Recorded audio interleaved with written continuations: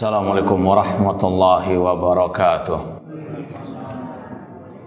Innal hamdalillah nahmaduhu wa nasta'inuhu wa nastaghfiruh wa na'udzu billahi min syururi anfusina wa min sayyiati a'malina. Man yahdihillahu fala mudhillalah wa man yudlil fala hadiyalah. Ashhadu an la ilaha illallah wahdahu la syarikalah wa ashhadu anna Muhammadan abduhu wa rasuluh. Ya ayyuhalladzina amanu taqullaha haqqa tuqatih wa la tamutunna illa wa antum muslimun. Ya ayyuhan nasu taqu rabbakumul ladzi khalaqakum min nafsin wahidah wa khalaqa minha zawjaha wa batha minhuma rijalan katsiran wa nisaa wattaqullaha alladzi tasaaluna bihi wal arham innallaha kana 'alaikum raqiba.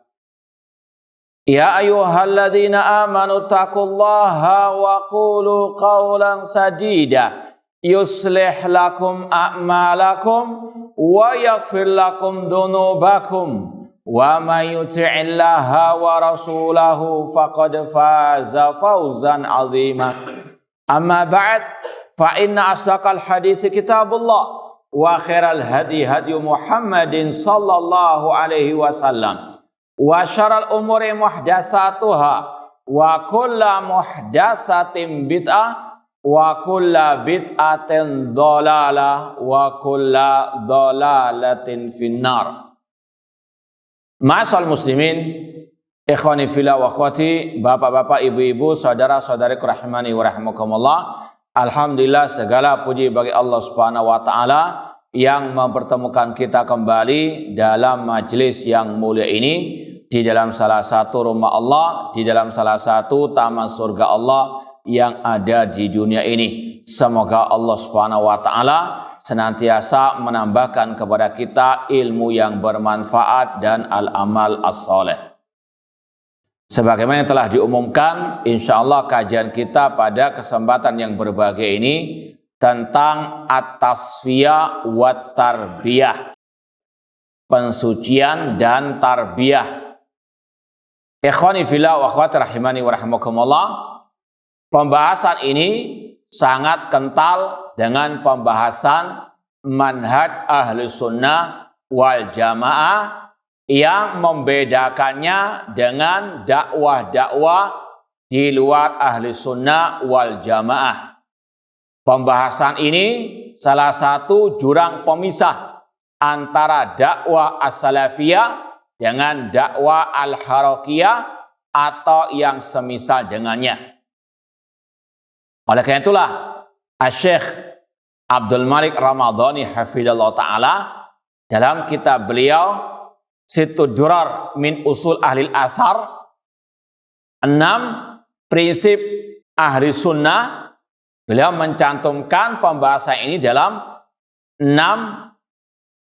prinsip tersebut, ya, at-tasfiyah wa tarbiyah. Sekali lagi, ini yang menunjukkan pentingnya pembahasan ini. Ini pembahasan yang berkaitan erat dengan prinsip ahlu sunnah wal jamaah. Sekali lagi silakan lihat diantaranya dalam kitab Sittud Durar min Usul Ahlil Athar, 6 prinsip ahlil athar, ahlil hadis, ahlu sunnah wal jamaah. Ma'asal muslimin ikhwani fillah wa akhwati rahimani wa rahimakumullah. Pembahasan ini secara asal bersumber kepada hadis Rasulullah SAW dalam Sunan Abi Dawud dari Abdullah bin Umar radhiyallahu anhuma, yang insyaallah tidak asing ya di telinga antum dan telinga kita semuanya, yaitu sabda Rasulullah SAW, "Idza tabayatum bil ina wa akhadtum adnabal bakar wa raditum bizara' wa taraktumul jihad sallallahu alaikum dullan la yanzi'uhu hatta tarju ila dinikum." Kata Rasulullah SAW, apabila kalian telah berjual beli dengan cara al-ina, sejenis riba dan kalian tamak dengan peternakan pertanian, tamak dengan dunia, dan kalian meninggalkan jihad di jalan Allah, maka Allah akan menimpakan kehinaan kepada kalian dan tidak akan Allah cabut kehinaan itu sampai kalian kembali kepada agama kalian. Dalam hadis ini Rasul SAW menjelaskan tentang penyakit umat Islam dan akibat penyakit tersebut serta obatnya. Apa penyakit umat Islam? Di antaranya kata Rasul, mereka jual beli dengan cara sejenis riba. Mereka tamak kepada dunia. Yang ketiga penyakitnya, mereka meninggalkan jihad di jalan Allah. Tentunya jihad yang syar'i, jihad dengan berbagai macam tingkatannya.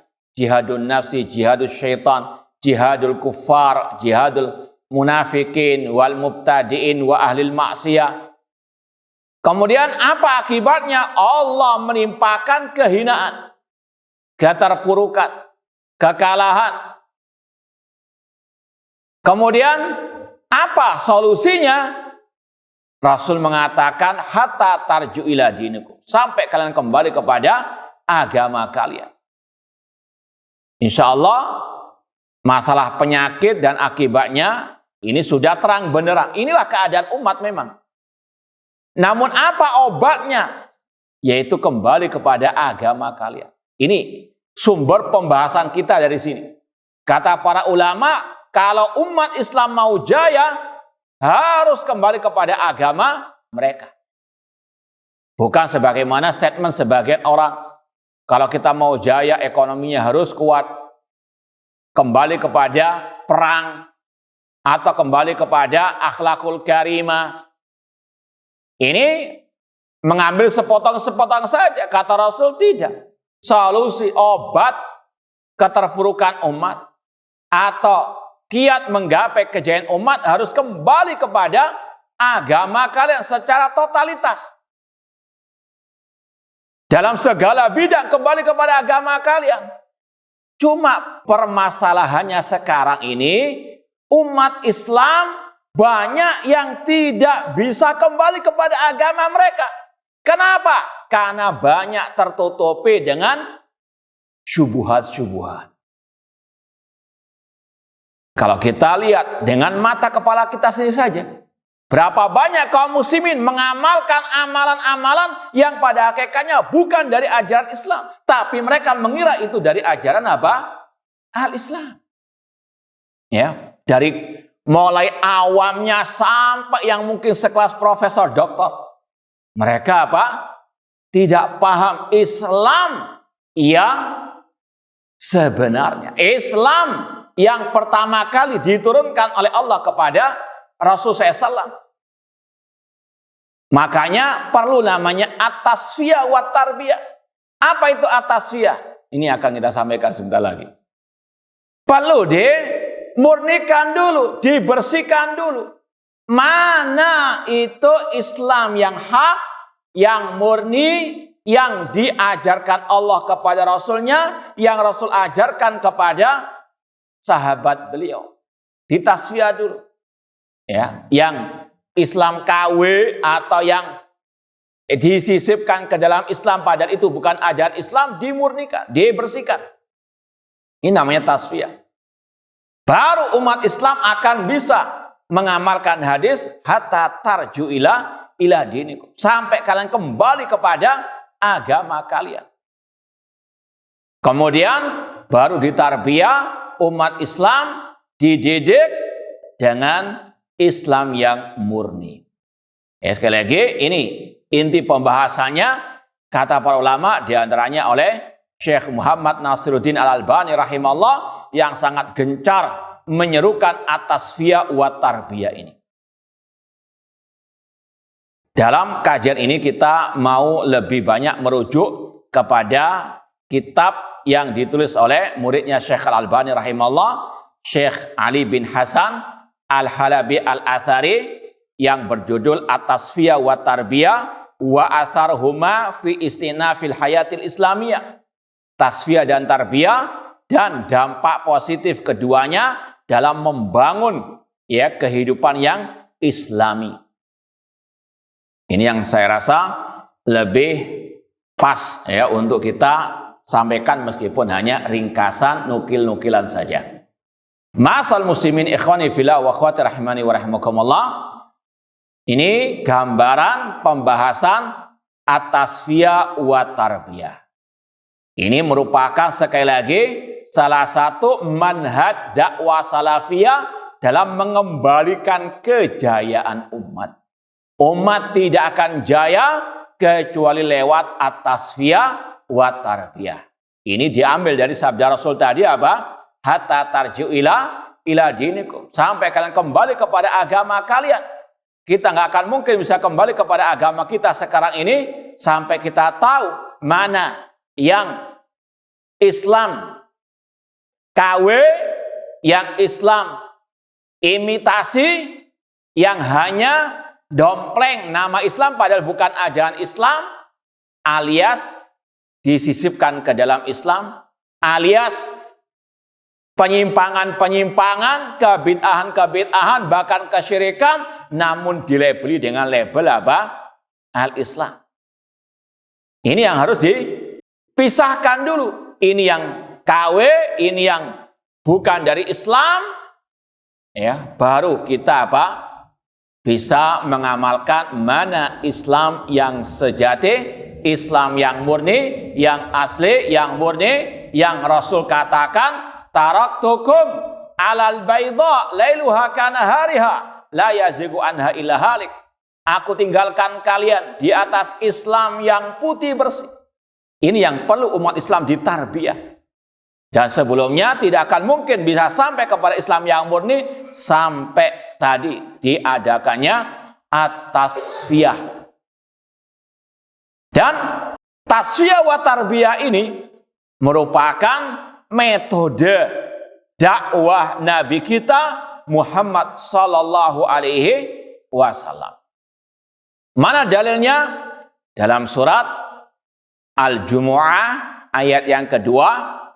Surat Al-Jumu'ah ayat yang kedua, Allah berfirman, huwallazi ba'atsa fil ummiyina rasulan minhum yatlu alaihim ayatihi wa yuzakkihim wa yu'allimuhumul kitaba wal hikmah wa in kanu min qablu lafi dhalalin mubin. Dialah Allah yang mengutus rasulnya dari kalangan yang ummiyin, yang buta huruf. Apa tugas Rasul SAW? Yatlu alim ayati, membacakan kepada mereka ayat-ayatnya. Wa yuzakihim, mentazkiyah, mentasfiyah mereka, membersihkan mereka, memurnikan mereka, dan mengajarkan kepada mereka Alkitab was sunnah. Apa sunnah ini maksud di sini? Apa yang maksud dengan sunnah di sini? Al-hadis. Kalau as-sunnah digandengkan dengan Alkitab, maknanya Al-Quran dan apa? Al-hadis. Ini yang kita sampaikan tadi, para ulama mengatakan tugasnya. Metode Rasul dalam berdakwah ini at-tazkiyah wa yuzakihim wa yu'allimuhumul kitab wal hikmah. At-tasfiyah wa tarbiyah. Jadi ini bukan sesuatu yang bid'ah atau yang baru. Ini sudah apa? Allah katakan tentang metode Nabi SAW dalam berdakwah. Bahkan ini pula yang didoakan oleh Nabi Ibrahim alaihissalam. Sebelum bahkan Rasul lahir di atas muka bumi ini merupakan doanya Nabi Ibrahim alaihissalam tentang dakwah Rasul dari keturunan beliau. Ini tercantum dalam surat Al-Baqarah 129. Nabi Ibrahim berdoa, Rabbana wa ba'ats fihim rasulan minhum yatlu alaihim ayatika wa yu'allimuhumul kitaba wal hikmah wa yuzakkihim innaka antal azizul hakim. Ya, surat Al-Baqarah 129. Nabi Ibrahim berdoa, wahai Rabb kami, utuslah di antara mereka seorang rasul yang membacakan kepada mereka ayat-ayat-Mu, mengajarkan kepada mereka Alkitab wal hikmah, wa yuzakkihim, dan mensucikan mereka. Ini at-tasfiyah. Innaka antal azizu al-hakim. Dan ini juga yang Allah sebutkan ketika Allah mengingatkan kita semuanya atas nikmat diutusnya Nabi kita Muhammad SAW. Dalam surat Ali Imran ayat 164. Coba dilihat ayatnya. Laqad mannallahu 'alal mu'minin id ba'atsa fihim rasulan min anfusihim yatlu 'alaihim ayatihi wa yuzakkihim wa yu'allimuhumul kitaba wal hikmah. Mirip dengan yang kita baca dari surat Al-Jum'ah dan Al-Baqarah. Namun di situ Allah mengatakan sungguh Allah memberikan nikmat atas kalian dengan diutusnya rasul dari diri mereka. Apa tugas beliau? Itu sama. Membacakan kepada mereka ayat-ayat Allah, kemudian mentazkiyah, mentasfiyah, dan mengajarkan kepada mereka Alkitab was sunnah. Saya ayatnya tadi Ali Imran 164. Betul ya? Nah, itu diantara dalil at-tasfiyah wa tarbiyah. Para ulama, diantaranya terutama tadi Syekh Muhammad Nasruddin Albani rahimahullah, beliau ingin menyampaikan kembali kepada umat, inilah metode dakwah Nabi Muhammad SAW yang dengannya akan bisa mengembalikan kejayaan umat. Adapun tadi at-tasfiyah wa tarbiyah, kalau di sini Syekh Ali bin Hasan menyebutkan arti at-tasfiyah yaitu tasfiyatul Islam bisa iri majalatihi mimma huwa gharibun anhu au ba'idun minhu. At-tasfiyah artinya memurnikan Islam dalam segala bidangnya dari yang asing, ya, atau yang disisipkan, atau yang jauh darinya. Sekali lagi kata Syekh Ali bin Hasan dalam tadi bukunya At-Tasfiyah wa Tarbiyah, tasfiyah artinya memurnikan Islam dalam segala bidangnya dari yang asing darinya atau yang jauh darinya. Faham dong? Coba baca yang sudah nulis tadi. Apa itu at-tasfiyah maknanya? Naam, jazakumullah khairan. Adapun at-tarbiyah artinya tarbiyatul ajyalil muslimal mu'asira wa nasyi'a hadal islamil musaffah. Adapun tarbiyah artinya mendidik generasi kaum muslimin, mendidik generasi kaum muslimin di atas Islam yang murni. Saya ulangi lagi, at-tarbiyah artinya mendidik generasi kaum muslimin di atas Islam yang murni.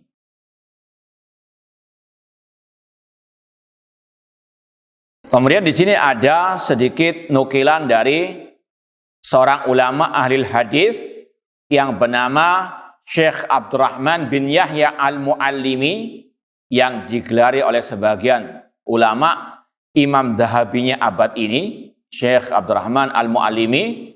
Beliau berkata, qad aktsaral arifuna bil Islam al-mukhlisuna lahu min taqrir anna kullama waqa'a fihi muslimun min ad-dha'fi wal khawar wa takhadul wa ghairi dzalik min wujul inhitat innama kana li bu'dim an haqiqatil Islam. Kebanyakan orang yang paham tentang Islam, mereka mengatakan apa yang terjadi dari keterpurukan, kelemahan, kekalahan umat Islam, kemunduran umat Islam, itu semuanya karena mereka jauh dari hakikat al-Islam. Wa ara anna dzalika yarji ila umur. Dan kata Syekh Abdurrahman Al-Muallimi, sekali lagi zahabinya umat Islam abad ini, kata beliau, dan aku berpendapat kenapa umat Islam jauh dari hakikat agama mereka, ini karena 3 alasan, 3 sebab. Yang pertama, iltibasu ma laysa minad-din bima huwa minhu. Karena tersamarkan antara mana Islam yang murni dengan yang imitasi. Iltibas ma laysa minad-din bima huwa minhu. Tercampur adukkan, tersamarkan mana Islam yang sebenarnya dengan yang disisipkan ke dalam Islam. Yang kedua, kata Syekh Abdurrahman Al-Muallimi, dha'ful yakin bima huwa minad-din. Lemahnya keyakinan terhadap agama. Lemahnya keyakinan terhadap ajaran agama Islam. Dan yang ketiga, adamul amal bi ahkamiddin. Tidak mengamalkan hukum-hukum agama. Taib, ini intinya dibawakan oleh Syekh Ali bin Hasan untuk menguatkan tadi at-tasfiyah wa tarbiyah. Umat Islam dalam kelemahan, umat Islam dalam keterpurukan. Kata Syekh Abdurrahman Al-Muallimi, sebabnya 3. Ini kalau mau diringkas ada 2. Ya, poin yang pertama itu tasfiyah, intinya. Yang kedua dan ketiga itu intinya apa? At-tarbiyah. Ma'asal muslimin ikhwani fillah wa akhwati rahimani wa rahimakumullah. Antum silakan buat ya mungkin poin-poinnya tadi, dalil tasfiyah wa tarbiyah, yaitu tadi apa? Ya, 3 ayat, ya. Poin yang kedua antum buat judul tadi apa? Makna tasfiyah dan tarbiyah. Ya, sekarang pondasi manhaj tasfiyah. Yang ketiga ini lebih diperinci. Tasfiyah sendiri, tarbiyah sendiri. Atau terserah antum lah, ya. Antum kasih poin-poin per ya nomor atau bukan sesuatu yang tauqifi. Nggak harus pakai apa? Dalil, ya, nomor pertama, kedua, ketiga. Kalau kita mau lebih sistematisnya, yang ketiga, poin yang ketiga, pondasi manhaj tasfiyah. Pondasi manhaj apa? Tasfiyah. Ini ditegaskan oleh Rasul dalam hadis yang sahih, yang insya Allah sudah banyak dari antum yang mendengarkan atau mungkin sudah pernah menghafalkannya. Coba ada tes, antum hafal atau enggak? Sabda Rasul, yahmilu hadzal ilma, titik-titik. Tolong diisi titik-titiknya. Ada yang hafal? Yahmilu hadzal ilma min kulli khalafin. Lanjutkan. Biar nggak ngantuk. Nggak ada.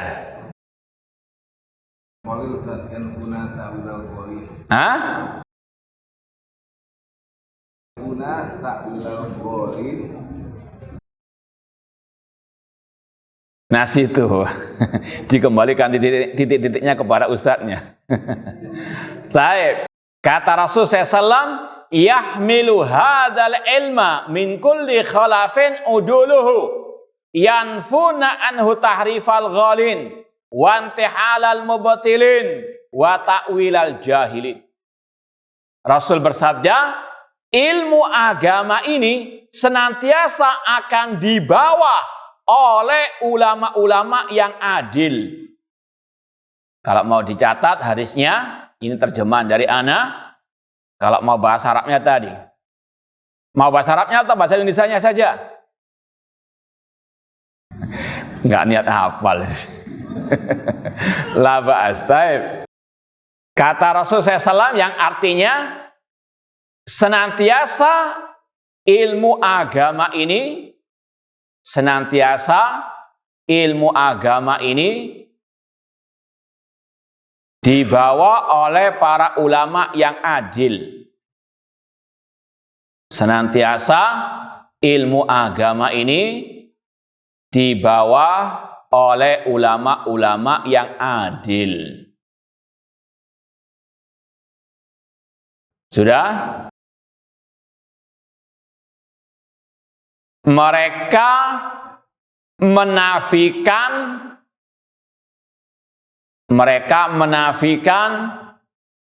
penyelewengan orang-orang yang ekstrim. Mereka menafikan penyelewengan orang-orang yang ekstrim dan membantah jalannya orang-orang yang di atas kebatilan dan membantah jalannya orang-orang yang di atas kebatilan. Sudah? Serta menyingkap kebuduhan orang-orang yang jahil. Serta menyingkap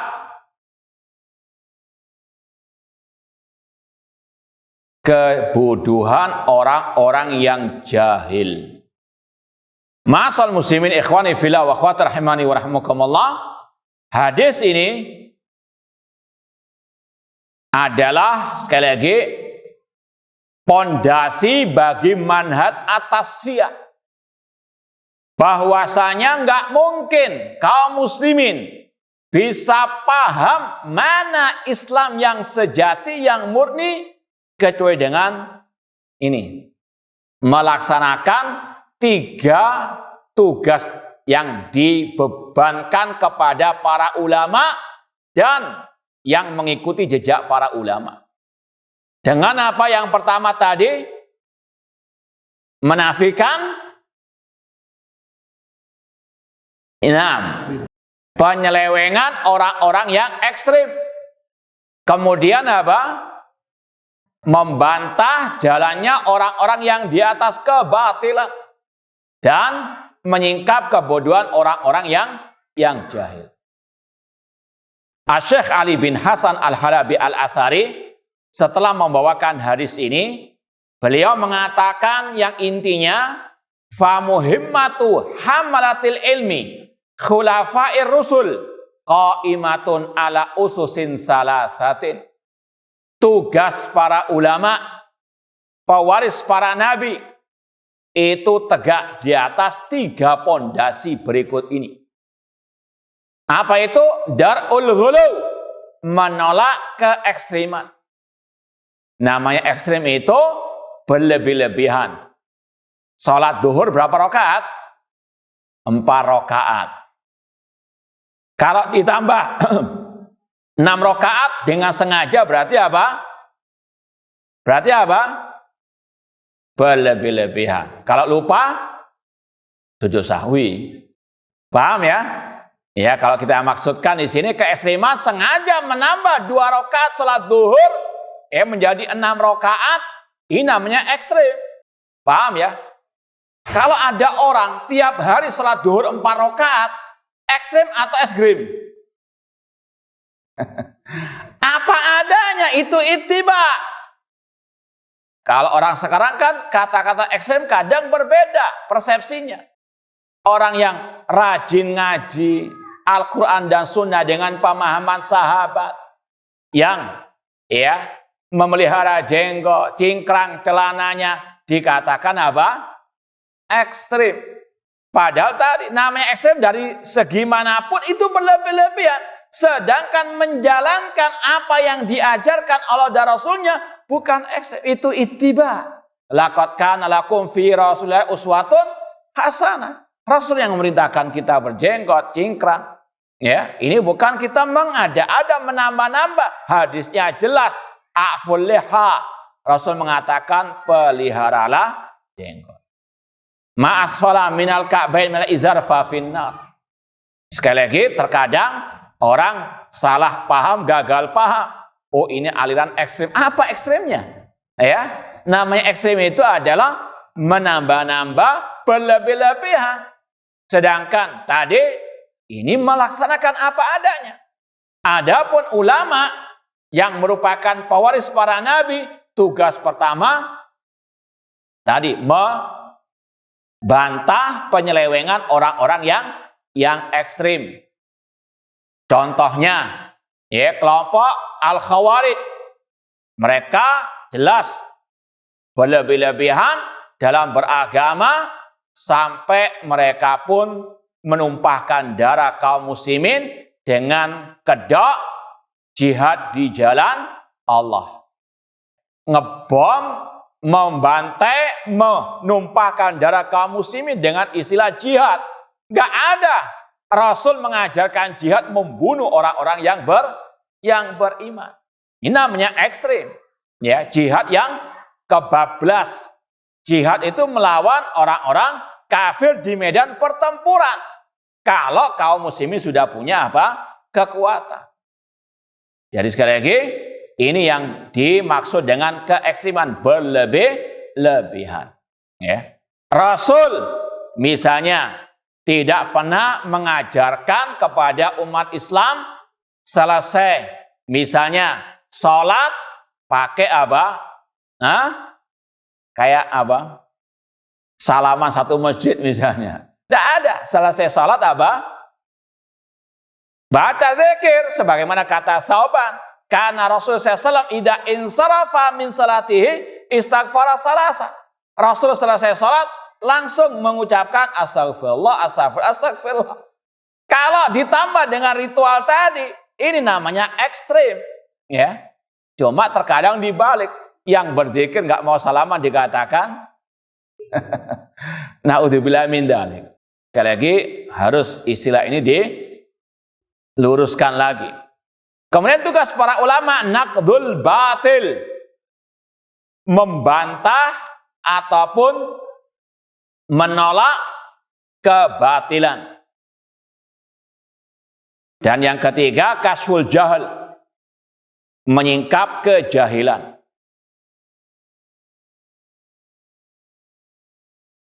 Ma'asal muslimin ikhwani fillah wa akhwati rahimani wa rahmakumullah. Inilah tugas para ulama warasatul anbiya. Dan ini yang dipraktekkan oleh para ulama sejak zaman para sahabat Rasulullah SAW.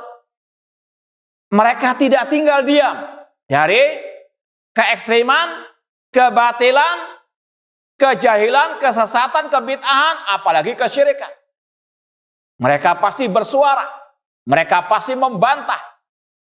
Kitab-kitab bantahan luar biasa banyaknya.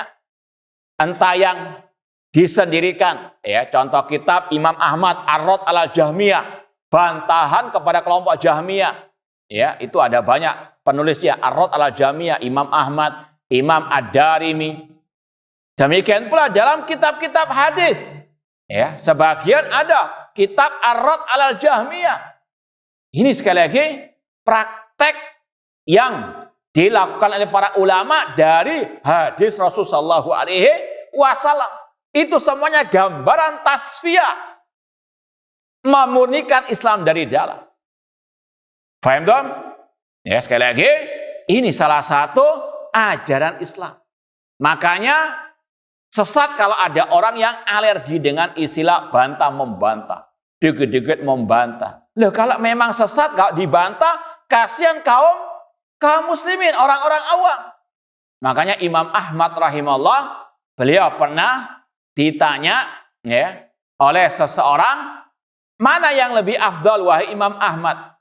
Antara aku puasa sunnah, sholat sunnah, dengan aku membantah ahlul bidah. Kata beliau, arad alal mubtadi afdal. membantah bid'ah lebih afdal. Kenapa? Karena kemaslahatannya untuk apa? Banyak orang. Kemudian beliau pernah berkata kepada seseorang yang mengatakan, wahai imam, yaskul alayya an atakalam fi fulan. Wahai Imam Ahmad, aku ini berat untuk mengomentari, membantah fulan dan alan. Kata Imam Ahmad, idza sakatu ana wa sakata anta min aina ya'rifu al-jahil as-sahih minas saqim. Kalau Anda atau ana diam, ente diam, kapan orang awam tahu mana yang sahih, mana yang benar, mana yang batil? Maka butuh apa? At-tasfiyah. Maka sekali lagi, sesat kalau ada yang menolak istilah ar-rudud, bantahan. Selama itu ilmiah, dengan bukti yang nyata, dengan ilmu yang sahih, yang berdasarkan Al-Quran dan Sunnah Rasulullah SAW. Meskipun sudah sering kita sampaikan, bantahan itu disikapi secara pertengahan. Tidak boleh ditolak secara mutlak, tidak boleh diterima secara mutlak, dilihat apakah bantahannya ilmiah, dalam arti ilmiah di sini sesuai dengan bukti yang nyata. Bukti yang nggak nyata, misalnya sering kita contohkan banyak kalau anak minum pada waktu live FB seperti ini, inilah.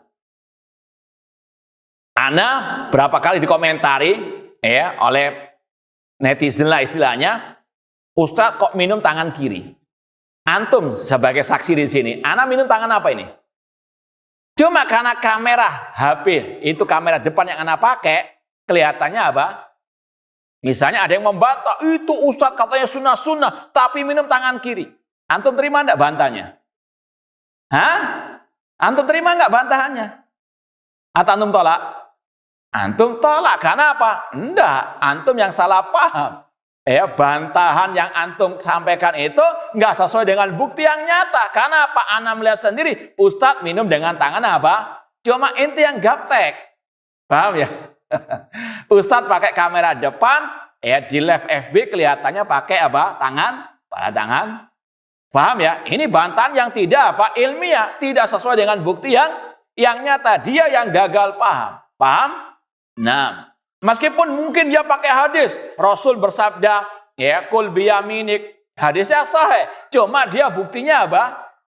Paham intinya? Sekali lagi, bantahan secara asal itu termasuk yang diperintahkan oleh Rasul, itu tugas para ulama, tugas yang sangat mulia. Dan itu sekali lagi demi tasfiyah, memurnikan Islam dari kotoran yang menempel. Maka sikapi bantahan secara proporsional, pertengahan. Kalau memang bantahan itu dengan bukti yang nyata dan dengan ilmiah, qala Allah wa qala Rasul sallallahu alaihi wasallam, qala as-sahabah, qala as-salaf, maka ini adalah ilmu dan itu adalah kebenaran, dan tidak boleh menolak kebenaran, karena kebenaran kalau ditolak itu adalah apa? Al-kibr, kesombongan. Rasul mengatakan al-kibr batarul haq wa ghamtun nas. Kesombongan itu menolak kebenaran dan apa? Merendahkan manusia. Dan Rasul mengatakan la yadkhulul jannah man kana fi qalbi mithqal dzarratin min iman.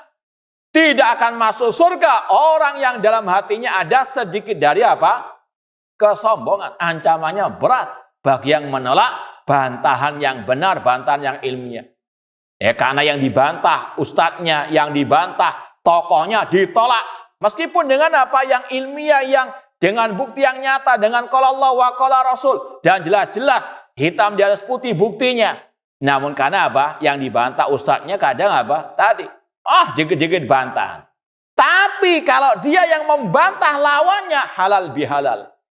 Paham ya? Ini curang. Orang lain nggak boleh membantah ustadznya, namun mereka sendiri luar biasa membantah yang nggak cocok dengan mereka, meskipun itu dengan apa? Kegagalan paham ataupun dengan tuduhan-tuduhan dusta. Naudzubillah min dzalik. Sekali lagi, at-tasfiyah itu diantaranya tadi membantah kesesatan, kebatilan, kebid'ahan, dan kesyirikan. Itu diantara makna at-tasfiyah. Ya, dan sekali lagi ini yang Rasul sampaikan dalam hadis yang sudah kita sampaikan tadi. Kemudian ma'asal muslimin ikhwani fillah wa akhwati rahimani wa rahimakumullah, kita pindah kepada poin yang keempat ya, berarti ya. Nah, majalatut tasfiyah, bidang-bidang yang wajib ditasfiyah. Alias bidang agama maksudnya. Bidang agama apa saja yang perlu ditasfiyah. Yang pertama al-aqidah. Ini pondasi Islam yang harus dimurnikan dari kotoran yang menempel. Karena bagaimana mungkin Islam atau kaum muslimin akan menang, akan jaya, mulia kalau pondasinya penuh dengan kekotoran. Apalagi kotoran syirik kepada Allah Subhanahu wa taala. Alhamdulillah pada waktu kajian-kajian kita Kaifana Fahmul Quran, Syekh Muhammad bin Jamil Zainu banyak menyampaikan pembahasan ini. Yaitu diantaranya masalah tawassul misalnya. Tidak boleh berdoa kepada orang yang telah mati dengan apa? Dalih tawassul, menjadikan mereka sebagai apa? Perantara. Allah mengatakan ud'uni astajib lakum. Berdoalah kepadaku, aku akan kabulkan. Yang bisa mengabulkan doa hanyalah Allah. Dan Allah perintahkan untuk manusia, kaum muslimin khususnya, berdoa langsung kepada Allah Subhanahu wa ta'ala. Tidak perlu perantara wali yang telah mati. Wahai wali fulan, sampaikan doaku kepada Allah. Allah katakan ini syirik kepada Allah. Dalilnya surat Az-Zumar ayat ketiga. Walladzina takhadu min duni awliya ma na'buduhum illa liyuqarribuna ilallahi zulfa. Dan orang-orang yang menjadikan sekutu-sekutu bagiku, mereka mengatakan kami tidak beribadah kepada yang mati itu, namun kami hanya menjadikan mereka sebagai perantara untuk mendekatkan kami kepada Allah dengan sedekat-dekatnya. Allah vonis orang itu menjadikan sekutu bagi Allah karena menjadikan perantara dalam doa antara dia dengan Allah lewat orang yang telah mati tersebut. Ini harus ditasfiyah. Karena apa? Ini menyimpang dari ajaran al-Islam. Ini bukan dari ajaran Rasul ataupun para sahabat. Contoh, para sahabat mereka adalah orang yang paling cinta kepada Rasul. Namun ketika Rasul telah meninggal dunia, tidak ada satupun riwayat yang sahih. Mereka minta kepada Rasul SAW. Entah minta langsung atau tawasul. Ya Rasulullah sampaikan doaku kepada, tidak ada. Ya. Namun yang ada di zaman Al-Khalifah Rasyid Umar bin Khattab, ketika paceklik kemarau panjang, mereka minta doa pamannya Rasul yang masih hidup, Al-Abbas bin Abdul Muttalib. Seandainya tawasul kepada Rasul yang sudah meninggal dunia itu boleh, mereka nggak akan mungkin meninggalkan siapa? Rasul SAW. Karena Rasul yang paling mereka cintai. Namun mereka tahu doa itu kepada Allah, kalaupun pakai tawasul dengan yang masih hidup dari orang-orang yang soleh. Maka ini yang perlu ditasfiyah dari umat Islam. Berdoa hanya kepada Allah. Taib. Ini yang berkaitan kalau mau diperinci panjang lebar pembahasan ulama, kitab tauhid, kitab yang membahas uluhiyah, rububiyah, asma wa sifat penuh dengan bantahan kepada penyimpangan-penyimpangan. Sebagian kaum muslimin. Contoh lagi, kaum muslimin banyak mereka yang mentakwilkan ayat-ayat sifat istawa alal arsy diartikan istaula menguasai. Maka para ulama pun membantah. Mulai zaman para imam-imam ahli sunnah. Di antaranya Imam Ibnu Khuzaimah. Murid dari muridnya Imam Asy-Syafi'i yang hidup di abad 4 Hijriah dalam kitab Tauhid. Beliau mengatakan yang mentakwilkan istawa Allah tinggi di atas aras diartikan menguasai aras. Itu takwilnya kelompok Jahmiyah yang mengikuti jejak orang Yahudi. Orang Yahudi mengatakan hintoh, ketika dipintakan mengatakan hintoh, sebagian kaum muslimin mengatakan istaula, dalam mengartikan istawa. Ini sekali lagi yang ditasfiyah oleh para ulama, yang benar istawa bukan istaulah. Dan ini juga yang sering disampaikan oleh Syekh Muhammad bin Jamil Zainu dalam kitab yang sudah kita lewati. Ma'asal muslimin ikhwani fillah wa akhwati rahmani wa rahmakumullah. Demikian pula dalam bab yang lain masalah akidah, celaan terhadap para sahabat Rasulullah SAW. Imam Ahmad mengatakan, idza ra'aita rajulan yantaqisu ahadan min ashabin Nabi sallallahu au abghadau bi'adatin kana minhu au dzakara masawi'u fa huwa mubtadi'un. Jika Anda melihat seseorang mencaci maki satu sahabat Rasul atau mencelahnya, membencinya, menyebutkan kejelekan-kejelekannya, dia mubtadi'. Ulama pun apa? Tidak tinggal diam kalau ada yang mencela sahabat Rasulullah SAW, dibantah habis-habis. Ini tasfiyah. Bagaimana mungkin kita akan bisa kembali kepada Islam yang murni, sedangkan para sahabat yang merupakan pembawa Islam pertama dicaci maki? Ya, maka harus ditasfiyah orang-orang yang mencaci maki para sahabat Rasulullah SAW. Demikian pula caci makian terhadap para pemimpin kaum muslimin. Ya, ini menyimpang dari akidah, harus ditasfiyah, dibantah. Ya, kalau ada orang yang membolehkan mengkritik pemimpin di hadapan umum, mencela pemimpin yang dolim misalnya, harus tasfiyah. Ini bagian daripada apa? Akidah, bagian daripada manhaj Ahlussunnah wal Jamaah. Makanya para ulama ketika ada orang yang membolehkan mengkritik pemimpin di hadapan umum, mereka bantah. Ya, Rasul mengatakan man arada an yansaha li sultanin fala yubdi ala niyatan. Barang siapa yang ingin menasihati pemimpinnya, jangan di hadapan umum. Ya. Sekali lagi, para ulama dalam kitab-kitab akidah mereka selalu membantah penyimpangan, terutama dalam bab yang kita sebutkan tadi. Baik, ma'asal muslimin ikhwani fillah wa akhwati rahimani wa rahmakumullah. Kalau disebutkan pembahasan ini sampai malam pun masih belum selesai. Karena ini berkaitan dengan apa? Akidah yang sekali hampir semua kitab akidah itu isinya bantahan. Antum buka kitab akidah apapun isinya bantahan. Meskipun awalnya kelihatan itu taksil, memondasi akidah, tapi di dalamnya ada rad. Misalnya ya, Imam Ahmad berkata wasam wa ta'ah li a'immatil muslimin. Wajib mendengar dan taat kepada pemimpin kaum muslimin al-bari wal fajir, yang baik maupun yang jelek. Kelihatannya nggak ada apa, tapi ketika ulama mensyarah, Imam Ahmad mengatakan seperti ini untuk membantah kelompok khawarij yang tidak mau mendengar dan taat kepada pemimpin kaum muslimin. Contoh tadi, pagi kita ada kajian akidah Thahawiyah. Kajian akidah apa? Thahawiyah. Imam At-Tahawi berkata, wala nukafir ahadan min ahlil qiblah bidzambin ma lam yastahillahu. Kami tidak mengkafirkan seorang pun dari ahli kiblat karena sebab dosa yang dia perbuat sampai dia menghalalkannya. Kelihatannya apa?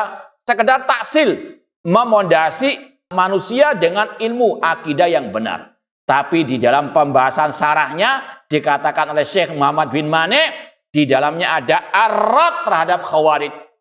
Paham ya? Hampir poin-poin akidah yang ditulis oleh ulama salaf itu ada bantahan.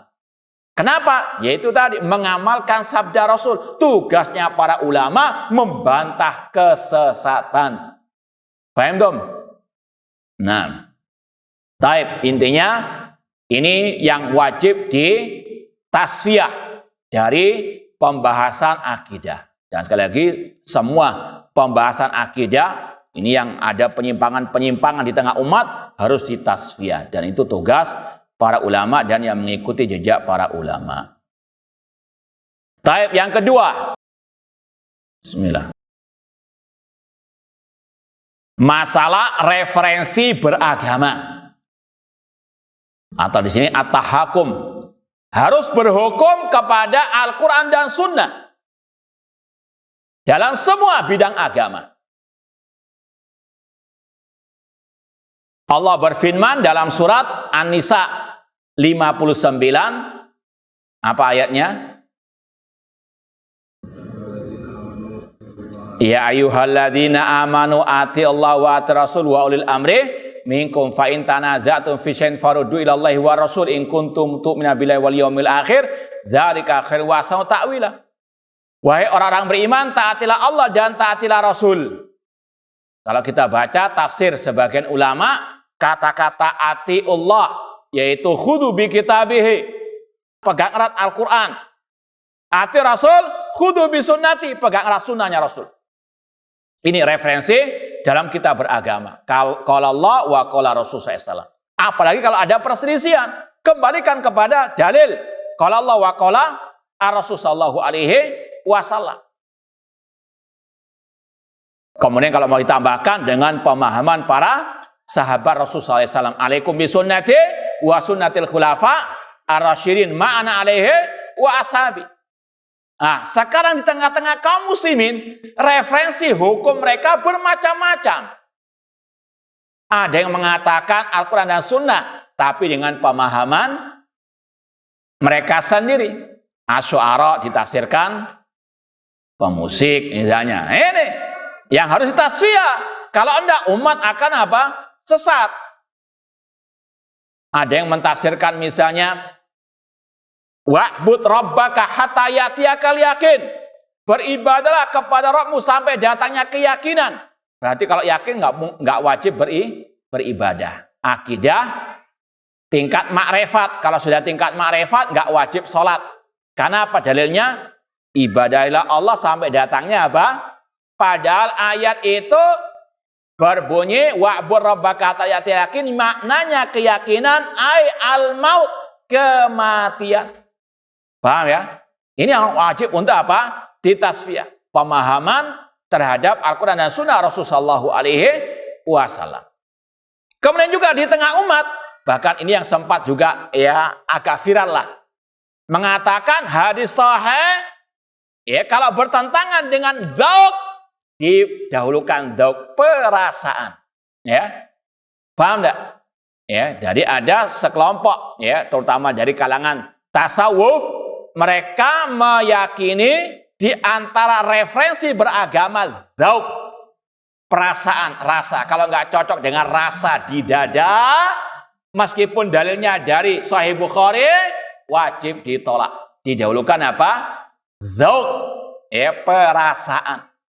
Makanya Imam Az-Zahabi dalam kitab Syiar A'lamin Nubala mengatakan idza ra'aitas salik at-tauhidi yaqul da'na minan naqli wa minal aqli wa hati dzauq fa'lam annahu iblis qad dhahara bi suratil bashar.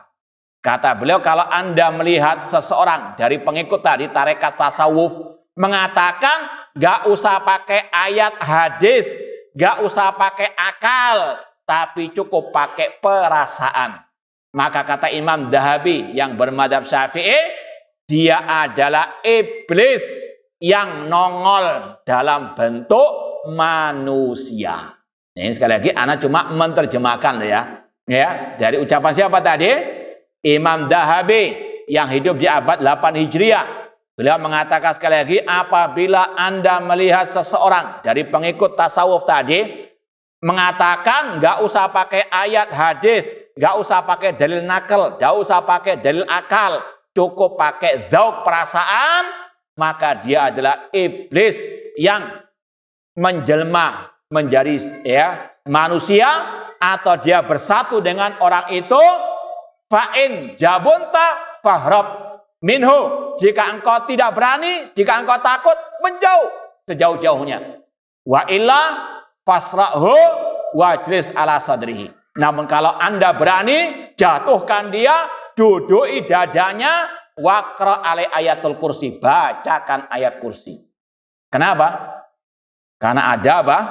Ya, ada diruqyah dengan ayat kursi. Ini sekali lagi ucapan ulama, mereka sangat keras tegas dalam urusan tasfiyah, membantah orang-orang yang apa berhukum dengan dzauq perasaan dibandingkan berhukum dengan Al-Quran dan Sunnah Rasulullah SAW. Demikian pula yang lebih mendahulukan akal daripada Al-Quran dan Sunnah. Kata Imam Zahabi juga, idza ra'aita al-mutakallim al-mubtadi yaqul da'na minal kitab wal ahadisil ahad wa hatil akla fa'lam annau Abu Jahlin.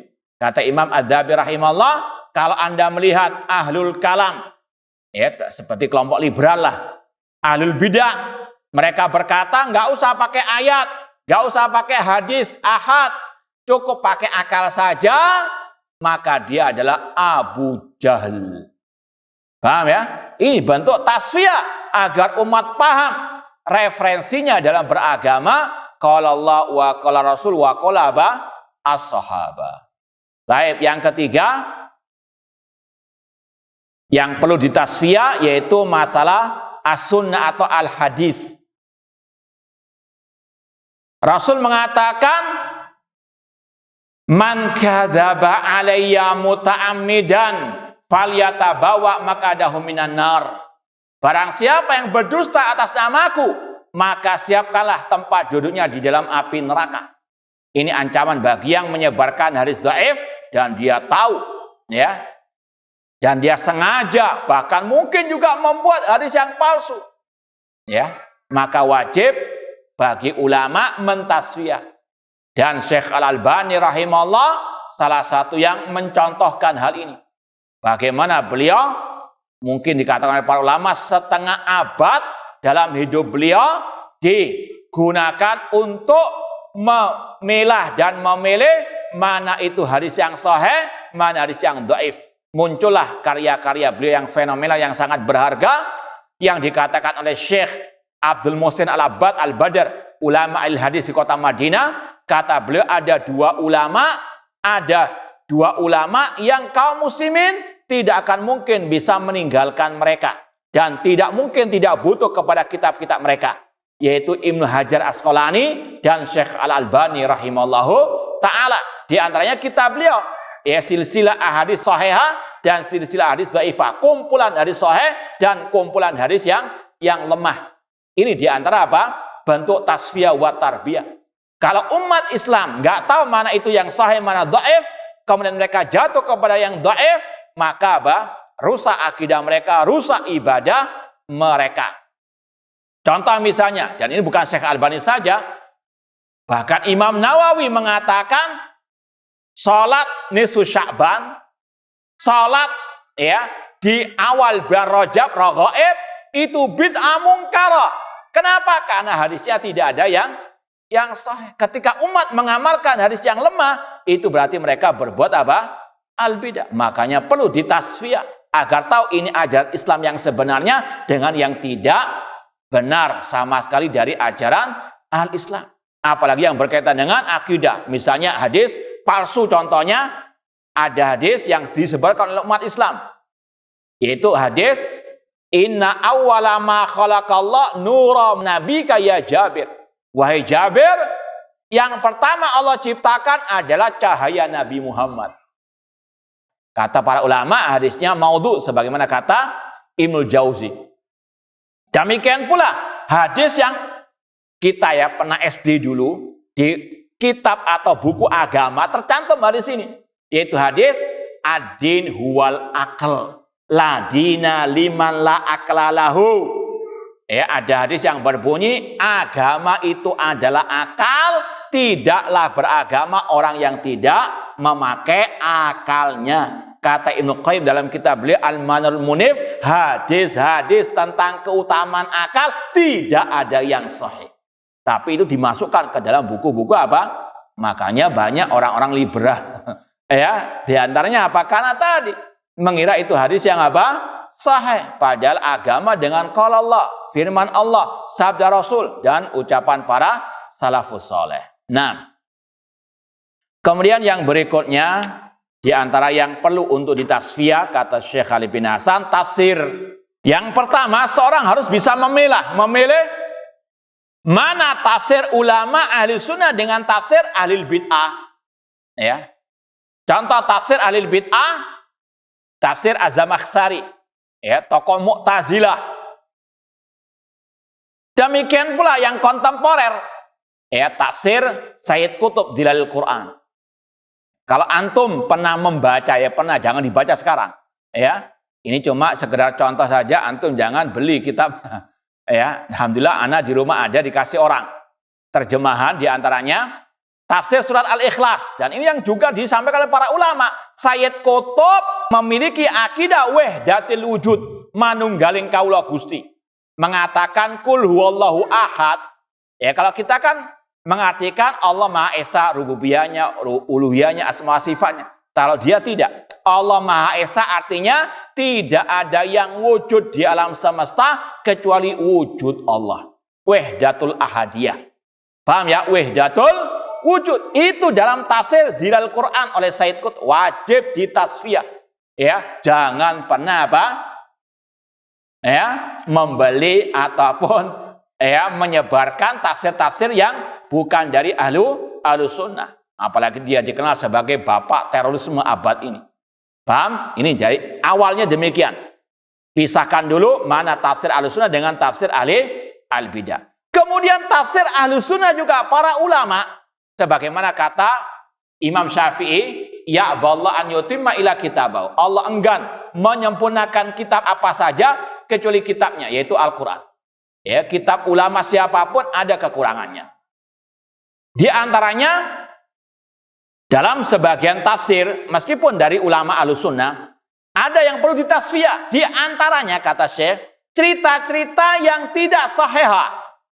Di antaranya ada kisah yang masyhur, yang sering juga dijadikan sebagai bahan ceramah oleh sebagian orang, yaitu kisah sahabat ya Tha'labah bin Hatib radhiyallahu ta'ala anhu.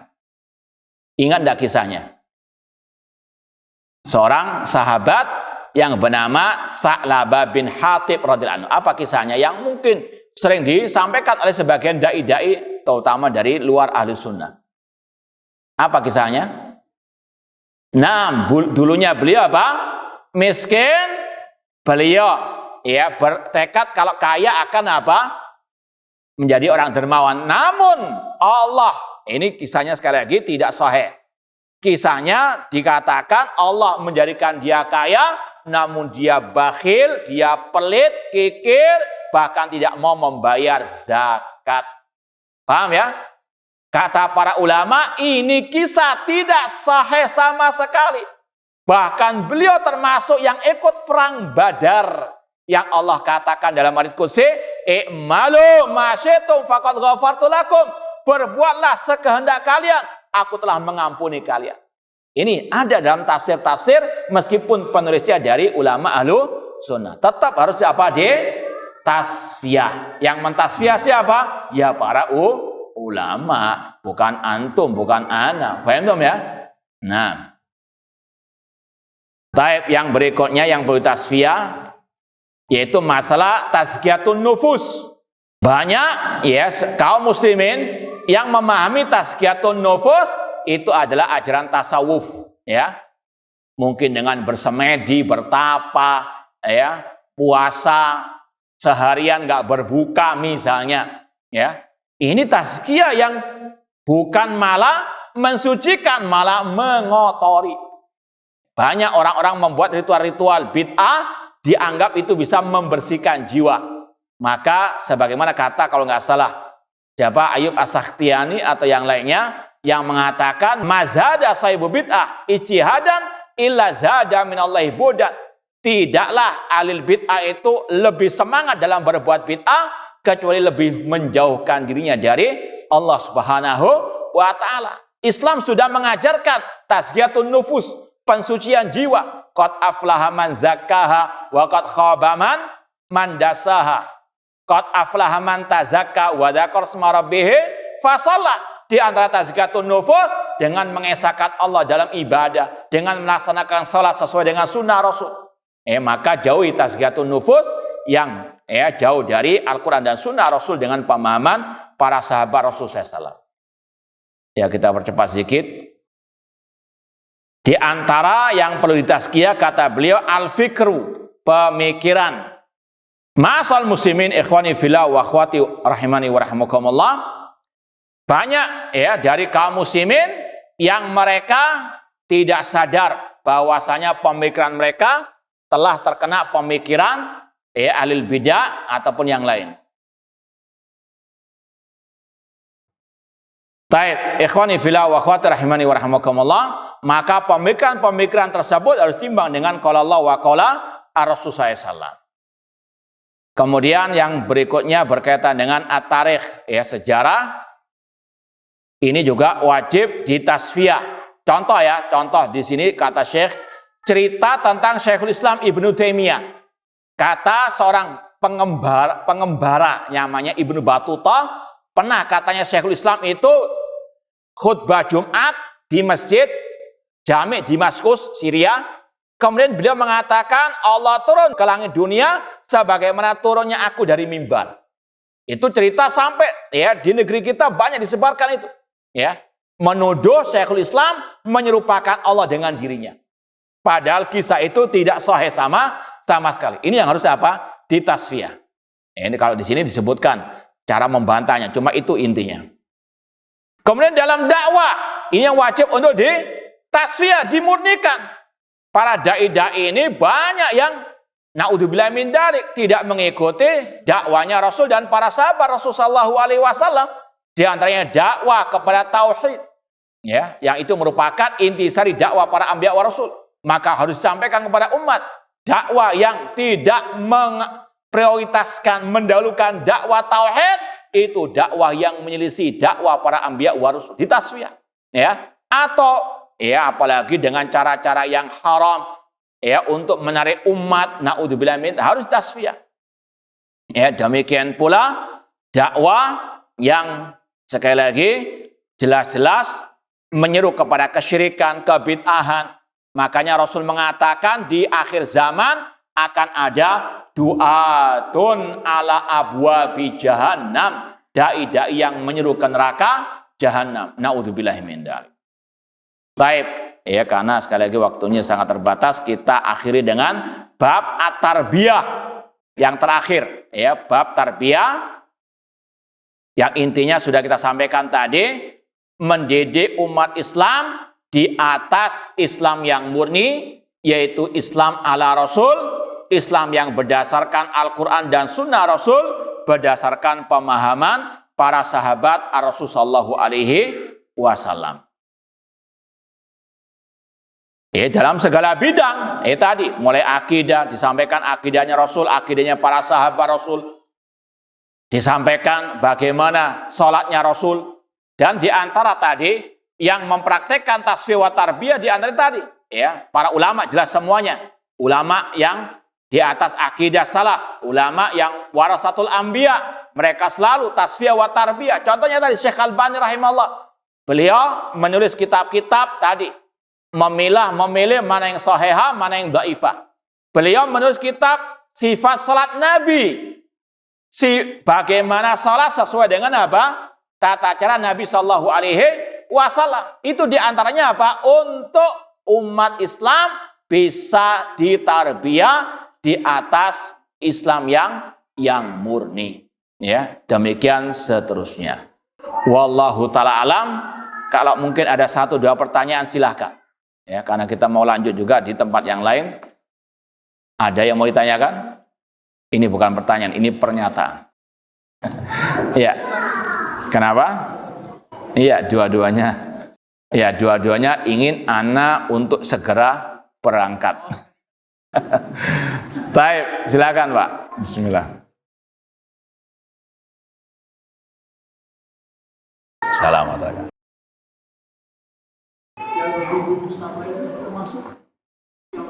Nah, itu tawasul dengan kehormatan Nabi SAW, itu termasuk yang wajib ditasfiyah. Tawasul itu ibadah, dan Rasul tidak pernah mengajarkan tawasul dengan kehormatan Nabi, dengan kehormatan orang yang soleh atau wali, tidak ada. Tawasul cuma 3 yang disyariatkan. Tawasul dengan Asmaul Husna, ya Allah, ya Rahman, ya Rahim. Yang kedua dengan doa orang yang soleh yang masih hidup. Dan yang ketiga dengan amal soleh. Bukan dengan demi kehormatan Nabimu, demi kehormatan Syekh Abdul Qadir Jailani, sembuhkan penyakitku. Ini tawasul yang bid'ah kata para ulama. Nah, yang terakhir kalau ada. Satu lagi. Nah, silakan. Tentang kesohihan hadis doa kafaratul majelis ini agak hilang, jadi ada yang mengutipkan gitu Ustaz. Nah, tapi Syekh Albani menghasankan sahih. Taib, ya kita fas'alu ala dzikri in kuntum la ta'lamun. Tanyakan kepada ahli zikir. Sama dengan membaca Al-Kahfi kan sudah dipermasalahkan juga sekarang. Ya, demikian seterusnya. Maka kita kembali kepada fas'alu ala dzikri in kuntum la ta'lamun. Kembalikan kepada yang lebih ahlinya dan itu sahih. Taib, wallahu ta'ala alam. Kurang lebihnya mohon maaf wa jazakumullahu khairan atas perhatiannya. Aku qouli hada wa akhiru da'wana anil hamdulillahirabbil alamin. Wassalamualaikum warahmatullahi wabarakatuh.